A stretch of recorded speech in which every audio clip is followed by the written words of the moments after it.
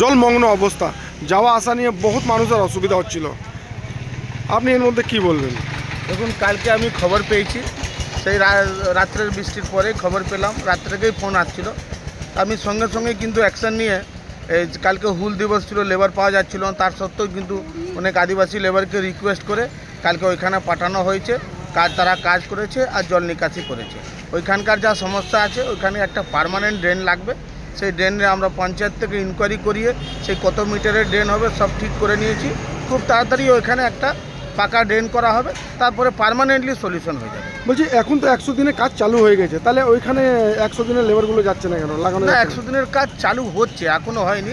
বিভিন্ন জায়গায় চালু হচ্ছে, অনেক জায়গায় সরকারের এটার দিকে চেষ্টা আছে কাজটা চালু করার জন্য। সব গ্রাম পঞ্চায়েতের সব রকমের স্কিম আছে।